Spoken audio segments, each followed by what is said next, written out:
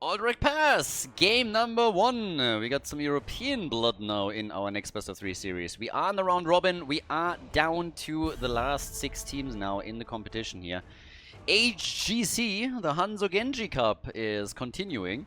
And again, we have 2 European teams currently, 4 NA teams. This entire tournament plays on the NA server, so it's catering more towards the NA players than the European ones. Better starting time for North America, and also the Europeans have to play cross-server, meaning they play with a ping disadvantage. But we have, with HGCEULUL, still some really strong ones, and then obviously in addition to that we also have our second European team, which is the Storm League Enjoyers. But there are some real top dogs when we're talking about the North American teams. 30K, for example, so far undefeated, doing a fantastic job in the tournament here, in the round robin. All these round robin matches are best of 3s, and yeah, it's been fun so far. And it's also been really fun to see 30K play. But now we're checking out Hopium incoming, with just in case going up against EU. So, Lucio is the first pick, Brightwing and Junkrat on the other side, as we're heading into Junkrat Pass, Aldrich Pass as our first map. This is, again, our first map in a best of 3 series. We have in total for this tournament $1,000 of prize money, thanks to Psyche, thanks to Kevin. Again, this is a bit of a smaller tournament. There's no draft rules here, no things where you can only play hero once within a series, for example. It's just a vanilla tournament, a bit of a contrast to what we've ran in the past, but also something to show NA a bit of love here and see how they do in that environment. So, Greymane gets taken. We got Blaze for the side lane for Hanzo. And I gotta be a little bit careful, because I was talking earlier about how I eliminated the Brightwing infestation, the fruit flies, in my place here. There weren't too many, so I caught it early. But apparently now they have sent in the cavalry. There are some reinforcements. I mean, it is literally the mafia here, because when I just got myself some water out of the kitchen, there was like 1 mosquito that started to fly around here. And I'm wearing shorts right now, because again, it's a studio, it's warm, so that thing is going to poke, and it's going to poke hard. And if you see me clapping like crazy in the air all of a sudden, no, I'm not having an episode. I'm trying to catch something. Just fair warning. That's what it is. Bans on Muradin and on Johanna. Sylvanas is out. There's a lot of tanks banned, by the way. Diablo, Muradin, Anuburak, Jojo. Woof. They're getting rid of tons of tanks, and even some side laners. So we get Urel and we get ETC. Oof, is that going to be a triple front line? ETC solo tank? Really? Okay. And yeah, what else are we getting for the blue team now? I mean, they still need a frontliner too. Can always go Garrosh here. Garrosh into a Blaze stun. That's pretty neat too, but then ETC is obviously not too shabby against Garrosh in the first place. But there's plenty around. Varian, tee it up for Greymane, tee it up for Liming. You can still follow up with a jet propulsion from Blaze. Yes, there's no support stun or root that could be used, but still they have enough CC. So, yeah. Okay, final pick, as we're going for Hopium incoming. Can the Europeans do it? They play cross-server here, as I already said, but can they be successful in their first round-robin match here in this phase of the tournament? Aldrich Pass is our starting map. The final pick for the red team for Hopium incoming is Hanzo. Let's go. On the left side in blue, we have the Europeans, HGCEULUL with Hazorps on Blaze, Dino on Liming. Lopaka is playing Greymane for the team. And Nagrom at the front is gonna rush around on Varian with Yasu playing Lucio.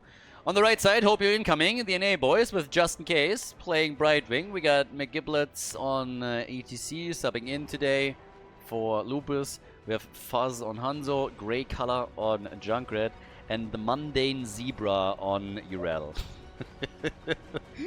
Some of the names of the players are still really amusing to me. It sounds a little bit like the I don't know, like Blizzard detected that your player name is offensive, and they just gave you one that they made up. Grey Color, Mundane Zebra. That's exactly how that sounds like. But yeah, anyways, we have for ETC on level 1 the block party as his first choice. In addition to that, the tricky shuffles and also simple geometry as all the way up at the top. And obviously, ooh, a kill? No! but Li Ming wanted it. With Calamity, there would have been a kill, but we're a little bit too early in the game. We're not quite there yet, but they are going to try and make those aggressive plays whenever they can. So, is the blue team going to be able to bring some pride home in the first series or after the first series for Europe? I mean, first of all, the NA team is going for a tactical pause over here. Alright. Yeah, Fuzz trying to go for also a bit of a master taunt, but yep, gets shut down by the pause. I'm not quite sure what exactly happened, but either way. If anything, I would have expected, honestly, the Europeans to pause it with some ping problems, for example, but instead we're just getting some trouble from North America. So the power and prowess of the European team is apparently already causing problems on the red team side. I mean, again, it's a 3-2-3 moment. We'll see what they are going to do here. Lopaka is already moving over towards the camp in order to claim it. We haven't seen really real movement yet on the red team side, but I assume the gray color is going to make his way over to the right as soon as whatever the issue is resolved. Suffice it to say, it's still very early in the game, so even in the worst case scenario, we could always restart if a player drops or has some real big problems. Alright, and we're back. So, apparently Fuzz spilled his coffee over the keyboard, and I believe we waited nearly 10 minutes for him to get his stuff set up again. Had to restart the PC apparently. Like, I honestly don't know what exactly he did with that coffee, but that must have been a full... I mean, he must have dropped everything onto that keyboard for him to needing to restart, and I think probably what we waited for is him making himself a new coffee. And it seems like he's hand grinding his beans or something, because that took an eternity. But we're back, so now we can continue. Fuzz hopefully properly caffeinated at this point. ETC with a bit of a slide as they're trying to put Hazops in trouble. So far, that hasn't worked out. But, yeah. Who's going to get the first kill here? Actually, there's so many questions that I have right now. Is Fuzz, like, first of all, are we actually talking about coffee, or is it some instant coffee crap and like a total disaster? Has it dissolved the keyboard? Is that the problem that we really had here? Because he didn't have proper coffee, but instant coffee. Did he make himself a new coffee? If so, does he have a bean grinder? I mean, what's going on here? Questions that are just not being answered and are super important, but yeah, it's sad. Now we got Taunt for Varian, which means that Nagrom can now start teeing things up for Li Ming in particular and hope for some resets here. He's already trying to slow them down as they're rotating towards the top, because with Greymane and Worgen form and Li Ming shelling out a couple of combos, he can easily take some of the structures down a notch and get a hit in or two. Haven't seen a kill yet in the game, still sitting on 0. Obviously everybody is going to be trying to see if they can grab first blood here. But so far we haven't really had any of that yet. Now, on top of this, we are looking at Eyes in the Dark for Greymane. We got the first objective up. The 7 talents haven't really connected yet, so most of the time we're not seeing the teams make too much of a play for that in this situation. And down at the bottom of the map, Nagro jumping in, yeah, gets the taunt here, but obviously just starting to annoy the Zebra a bit. Not really able to set up a kill. There's nobody around for the actual DPS. Everybody is busy on their mercenary camp. Both teams are obviously grabbing them as quickly as they can here. So, yeah, all the way up at the top. So we got Brightwing sitting tight, and down at the bottom they are already starting to defend here a bit, setting things up with Junkrat in particular to make sure that the camp cannot easily be accessed. They don't want to lose the objective here. So, we had a little bit of banter going on in the meantime while we had the break between the two teams here. But yeah, very curious to see which team is going to take the lead right now. We talked about ping as well, and it seems like the Americans are having pings roughly around 40, which for their own server is still quite a bit. But the Europeans are sitting at 140 plus, and apparently Nagrom himself is currently at 250. So that's the disadvantage that you just have to play with if you want to participate in a cross-server tournament. So at the end of the day, it just is what it is. But we'll see how much they can do here. I mean, either way, for now, we have them rotate towards the top. They want to get Dino, and, well, they nearly get him. Dino has to be a bit careful on this one. Yeah, he's now retreating, but obviously they would love to also use him as the damage. Hanzo falls first, and we have first blood Hanzo is gone, killed by Lucio. Overwatch against Overwatch. You gotta fight fire with fire here. So he's destroyed. Blaze at the bottom has started to take the walls out a bit further. So essentially we're just seeing them go toe to toe here, trying to capitalize on these little situations. And now with that 5 versus 4 that we had for a moment, they're moving in to try and take out that first objective. Claim the first one, get the objective here, and time will tell if they can actually grab it. But that's a pretty comfortable lead already. I mean, even if it's shut down for now, should be able to claim it later. Now that Lucio is gone though, killed off screen, there is probably not really a whole lot that can be done by them to... well, actually, hello? 3.4 seconds. The grunts are saving it towards the end together with Junkrat, but Azu gets destroyed as well. So, quick kill. He gets eliminated. That is now 2 kills to 1. So Hopium incoming has taken a small but significant lead in experience that gives them level 10 and an early access also to the camp that they can maybe now finish off. Are they going to be able to win that one? With Junkrat destroyed in the middle, it's a bit less likely. It's going to be a 4 versus 5, so we have a lot of back and forth going on, and the experience gave them level 10, so now they can finally fight on eye level again with heroic abilities for both sides. Greymane jumps in, Hanzo's already down, ETC is not looking too hot either. Brightwing to the rescue probably, but they are still hoping that they can get that kill. Blaze, poor lead, and damn, that was all super clutch, but they're both escaping. Doesn't change the fact that Hanzo is down for another 10 seconds, and this objective goes over to the Europeans. So, HGCEULUL with the first set of the cavalry. Question is simply how much damage can they do with that? Some of the towers are already a little bit low. They were able to take a gate down earlier at the top. Now here, obviously, another little attack. It's very early in the game still, but the chance to maybe even take a fort down. Take those forts early, try and drop them. And yeah, we'll see how much they can do with this. Already, a little bit of barbecue plays here by Hanzo at the top. Again, the wall is completely gone. There's only Brightwing defending, so the cavalry has a good chance of doing significant damage here. The main party is happening down at the bottom of the map as we are seeing a 4 versus 4 unfold there. Yeah, Varian is moving in with the taunt. He's going to have his ability back in another 5 seconds. So there is a chance. But with them fully defending, they're just letting this one slide. And topside, they are now going for Justin, who is able to get away. But the problem still remains. They lose the fort. The fort is gone, and with Greymane now attacking in the middle, they can do some damage here too. Taino gets hit by Hanzo's arrow. But talking about Hanzo, he gets hit by a taunt, and that is that. Varian just jumps on him and whispers sweetly in his ear, "This beard looks like shit on you." And Hanzo just loses it completely and mindlessly attacks. Varian practices these, by the way. Like, you gotta practice your taunts in front of a mirror. And yeah, he has the best. I mean, some of them are a little bit more individual than others, especially when we're insulting Overwatch heroes. But then, obviously, on top of that, you can also go for the oldies and goldies. Your mama is so fat, Stitches can't even hook her. Garrosh is in a wheelchair because he tried to throw her on the other side. So there are definitely a couple of plays that can be made by Varian that are more generic. But when it comes to Overwatch heroes, there's usually a little bit of a special note that comes in. So as we have the boss being attacked by HGCEULUL, we now have them with an opportunity to maybe gain momentum here.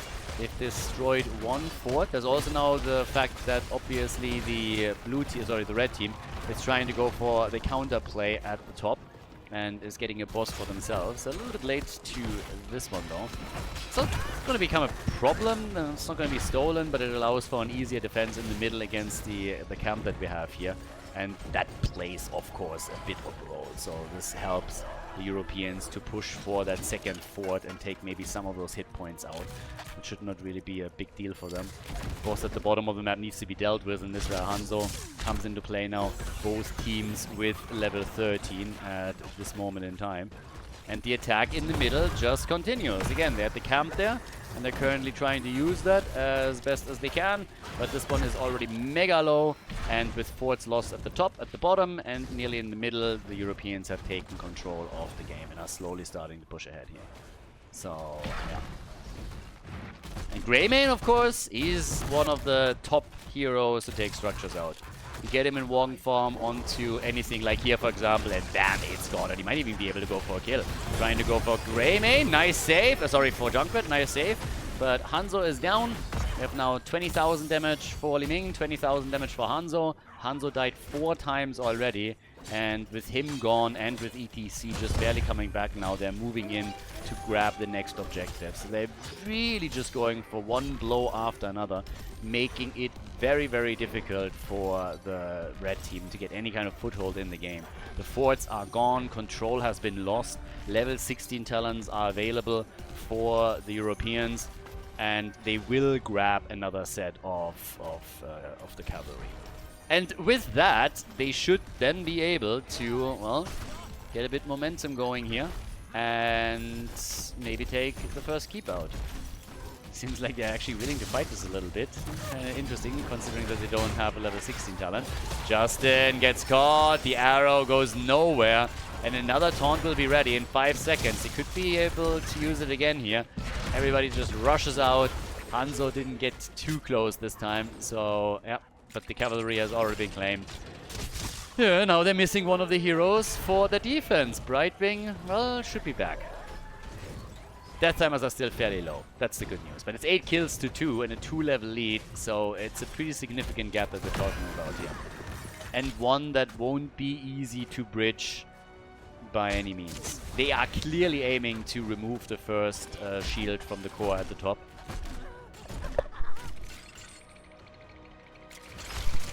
And the red team is desperately trying to get level 16. So yeah. They're trying for 16, but this one's gone. I was at the beginning thinking, okay, maybe they have like a chance, but if they just keep poking... Hanzo's actually nearly getting it, but yeah, they got it. So one more rotation and boop! That's the first... First of all, we have more catapult pressure, and then second of all, the first armor shield is now gone. Usually you don't want to go for the core in a situation like this, but it's already the first step. You want to still remove a second one before you're making any moves there.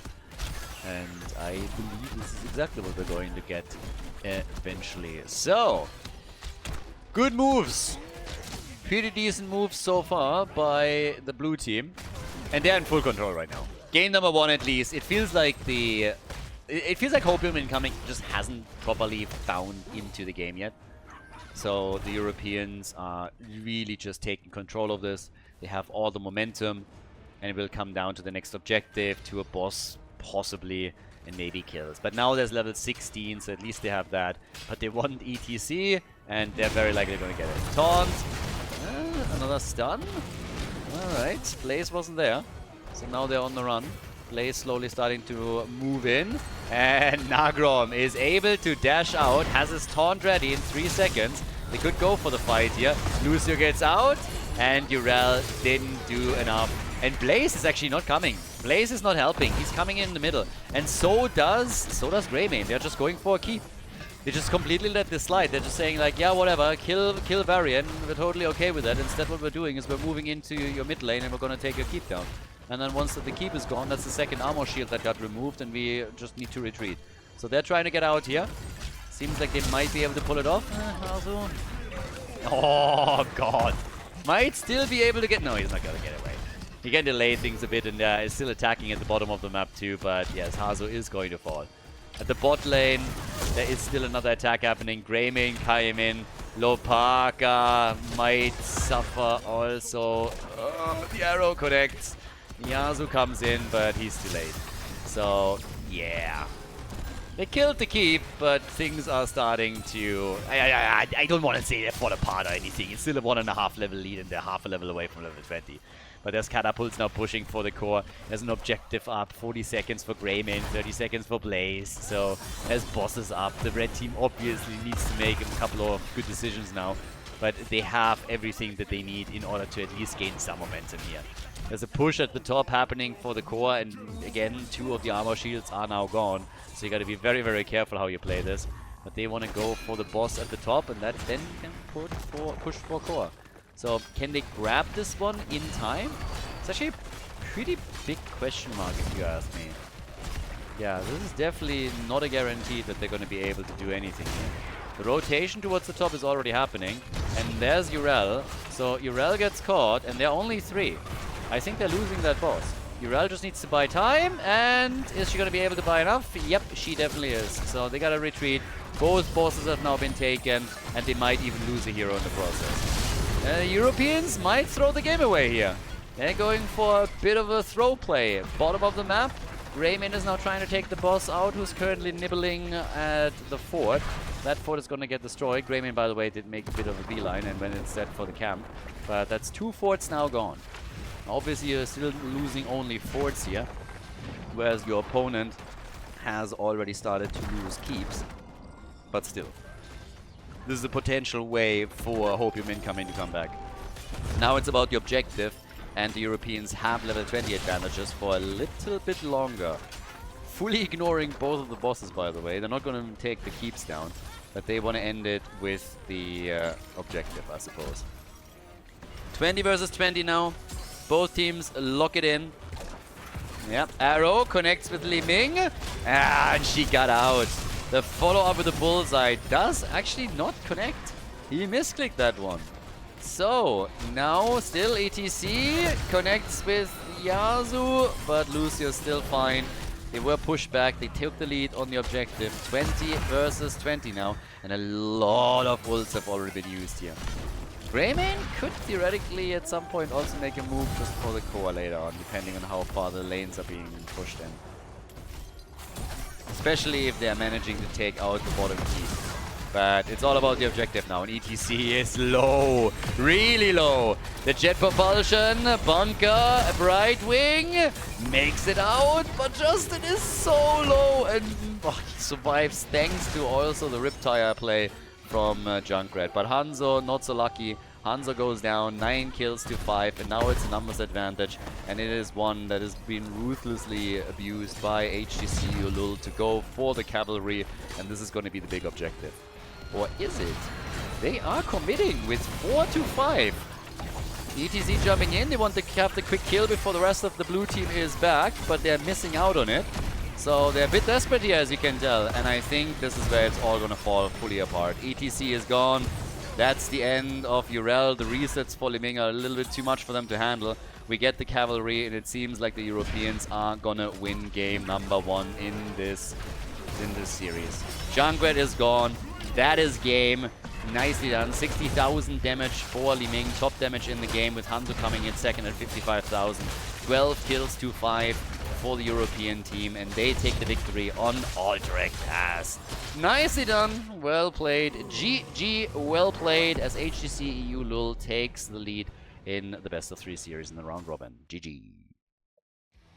Before we head into game number 2, make sure that you subscribe to the channel if you haven't done it yet, so you don't miss out on any future content here on Khaldor TV. Map number 2, Sky Temple. Interesting map choice for the second map. Definitely not something that I had on my personal bingo card for the second map already.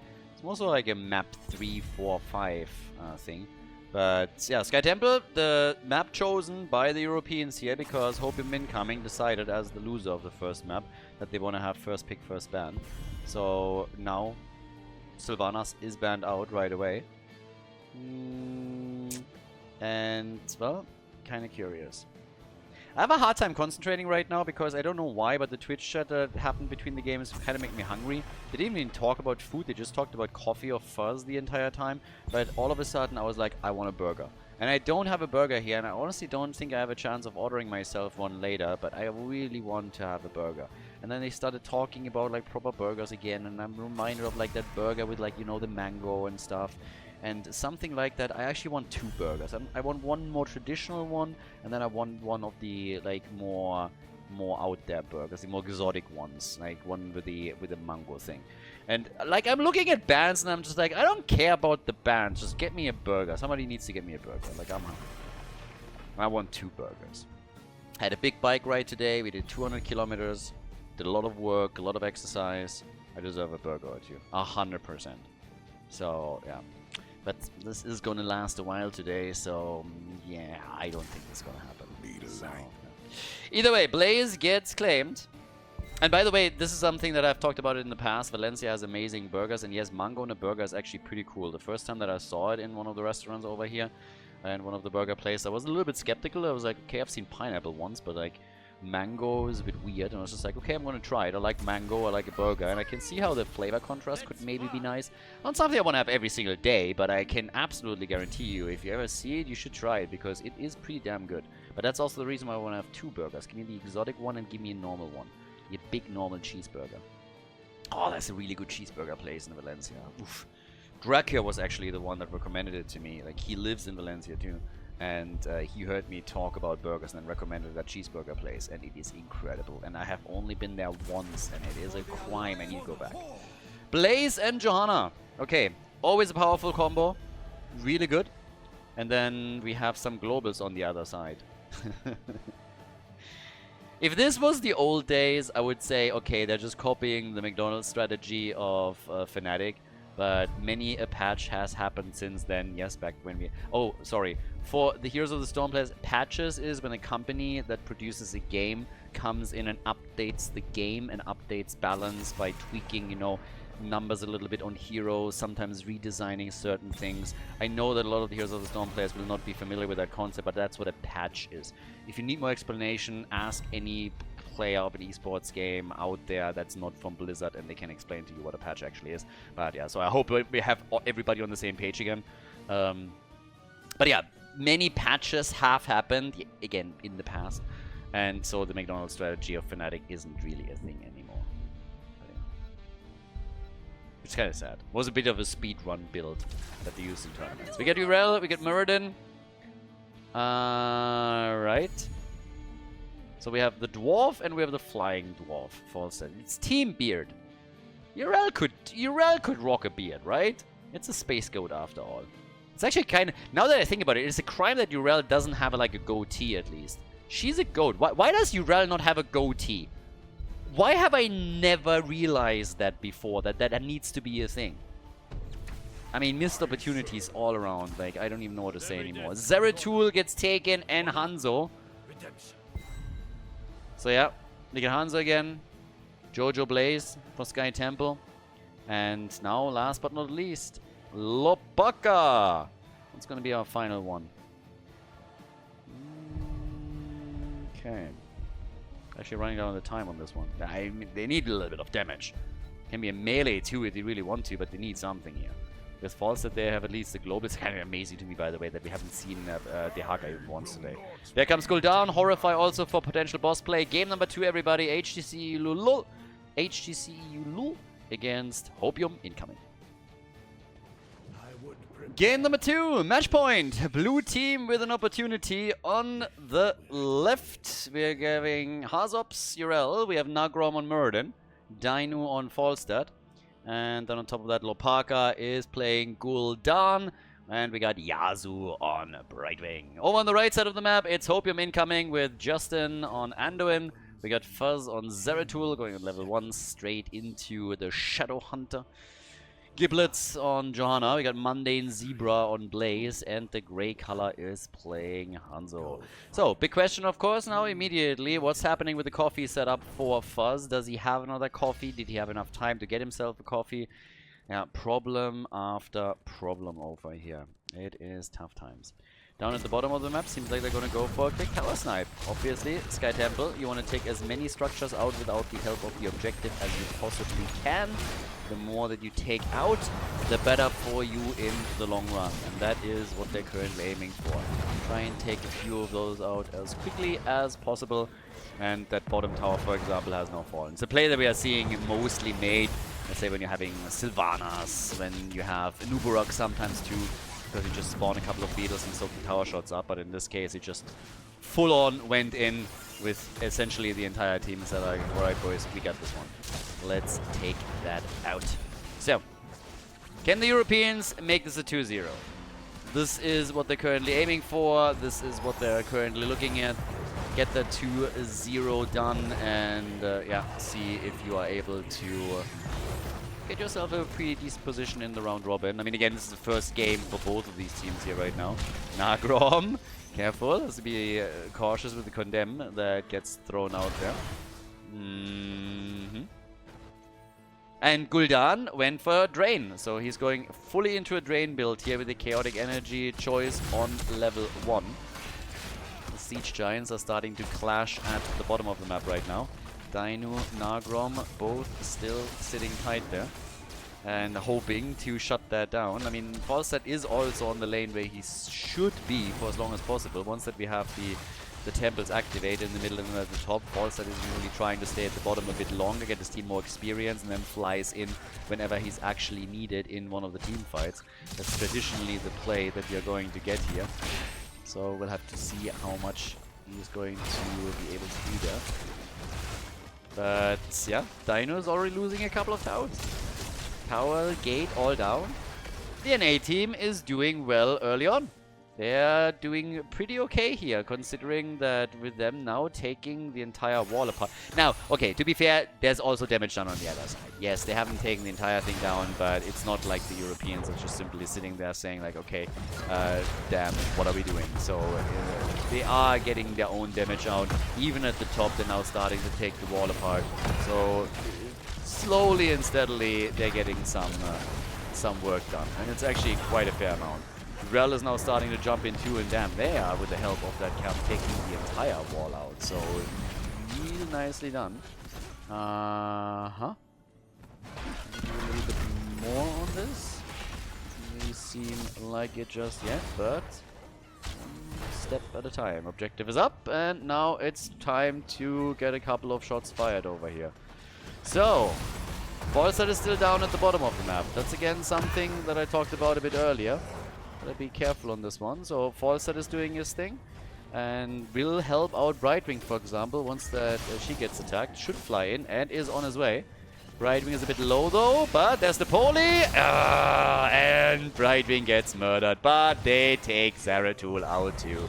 So it's a kill for a kill, blow for blow as the two go toe to toe. And up at the top, they're also getting pushed back now. I like it. Again, a lot of aggression happening from the two teams right now. Everybody is starting to try if they can maybe get a bit farther ahead here by making some small and sneaky plays. As shots being fired at the top side fort. The one in the middle has been destroyed, by the way. So a really nice position now for the blue team, taking already the first fort out. They're currently working at the top one too. So with a kill against the kill as a leading experience now for the Europeans, they have definitely taken the lead on structures. And even the top side is getting threatened. Now at the bottom of the map, this is where the red team is a bit ahead, and this is where the next objective is going to spawn. So this is normally also where you are aiming for level 10 abilities, where you're trying to play through those.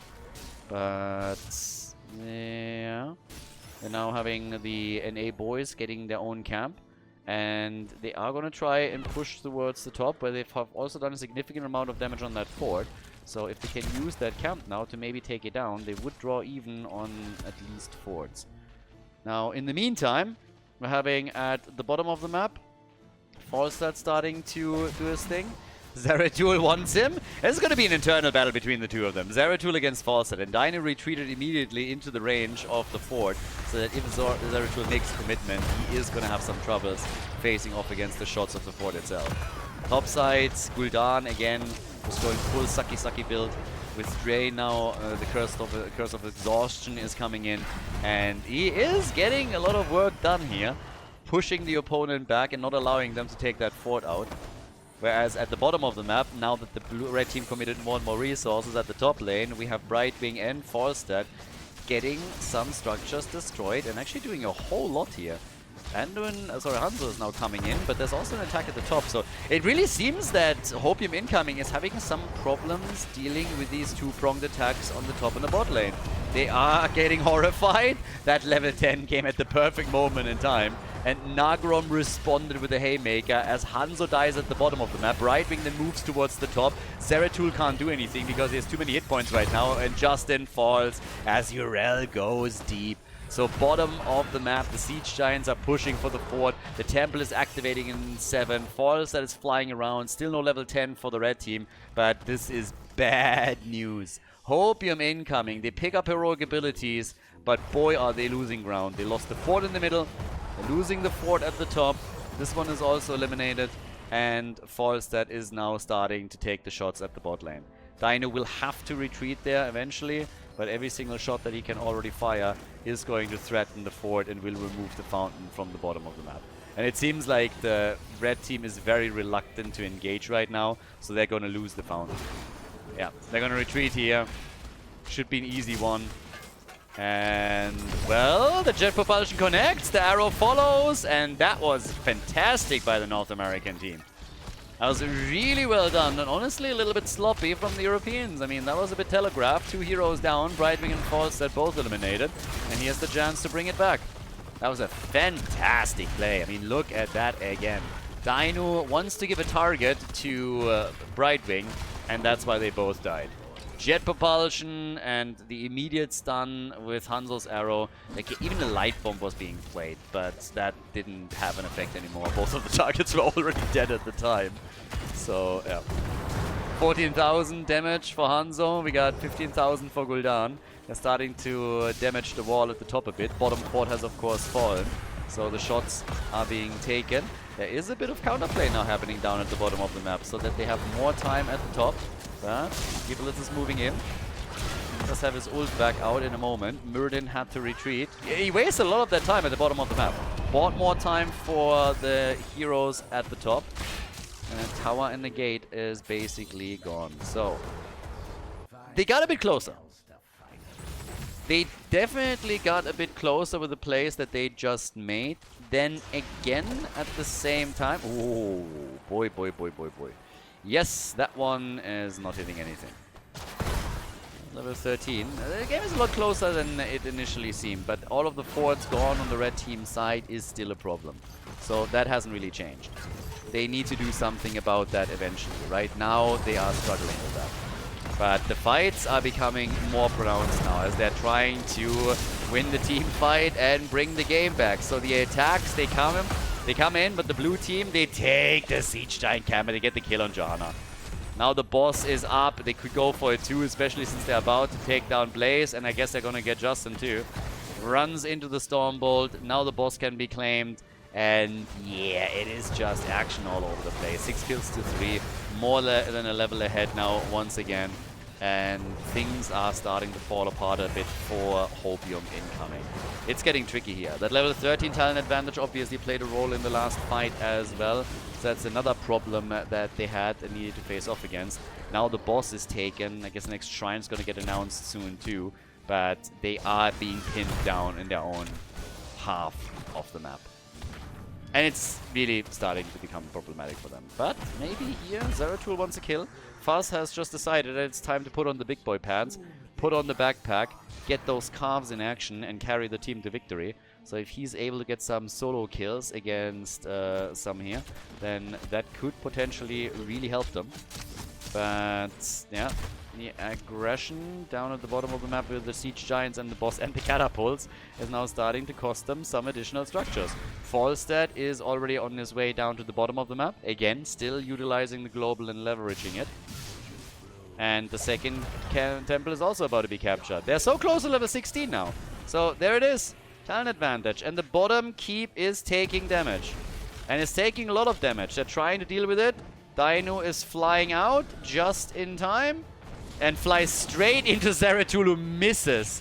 Thankfully for him, at least some of his abilities. So that could have been a lot harsher than it was there at the end. But they have done damage on the keep at the bottom of the map, and now they're doing the same thing in the middle. So can they take it down right now? Not really. But they can start working on it. And Hanzo steals the Siege Giants. No! No, the Siege Giants are stolen away. That level 16 is a problem. And guess what? They also found Jojo. And she can try to run, but now they're going to die. I guess Anduin is going to die as well. Well, maybe not. Can they take Johanna out? No. Can they take Anduin out? They're still trying. There's a fight happening up at the top. Light bomb. Muradin jumps in too. They want him. ZeraTool is dead at the top. Arrow misses. Just driven between them. That's the end of Johanna. And now they're going for Anduin. Another Stormbolt hits hard. And that is basically the team falling apart. They lost 4 heroes in that last fight. Now they're losing keeps. They might lose the core right here. This is way too much that's falling. I mean, one way or another, this seems like checkmate. Blaze is attempting to slow things down a little bit, but he even has to bunker up immediately. Falstad is now taking the keep at the top. The one at the bottom of the map has already fallen. Falstad is busy here. 5-man team wipe as Blaze falls to. This game it's not happening. It's just not happening for Hopium incoming. They're losing too much. The keep in the middle is gone, the keep at the bottom, the keep at the top. So all they gotta do right now is get a single altar, a single temple and channel it through, or just go for the core directly. The red team is pinned down in their base. They have no real chance of bringing this back here. And yeah, it's just tough. It's honestly just rough. I mean, little that they can do at this point. They can try, I suppose, to somehow go for a big team fight. Throw that Hail Mary at the boss that we so often get, but the boss isn't even up. The boss is on a 1 minute and 40-second timer. So, yeah, that makes it even more difficult for them. I just don't see it. The temples are activating, and we have 2 temples up, one at the top, one at the bottom. That makes it nearly impossible for them to cover both. And of course, they also have to cover the lanes, because we see already a camp pushing in, catapults coming in. We're only 12 minutes into the game. The catapults actually don't do a whole lot. So the European team, despite the ping disadvantage, able to do well. HGCEULUL is looking at a 2-0 victory in the series. They have control over both shrines for a short period of time. Gul'dan is already moving in, and that is it. That's all she wrote, ladies and gentlemen. HGCEULUL takes a 2-0 against Hopium incoming in the round-robin phase of the tournament here. Nicely done, well played, and deserved victory on Sky Temple.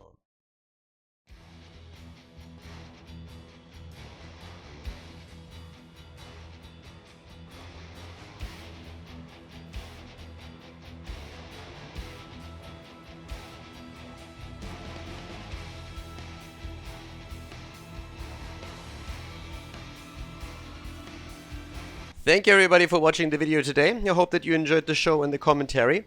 And keep in mind that the spoiler protection that is going to run for the rest of the video is made possible by all the support on patreon.com. So guys, if you want to support my work, if you want to help me start new projects and keep the spoiler protection in place, please consider heading over to patreon.com/Khaldor. There's also a link in the YouTube description, and check that out. Thanks in advance, and see you guys next time with more esports coverage here on Khaldor TV. Have a great day.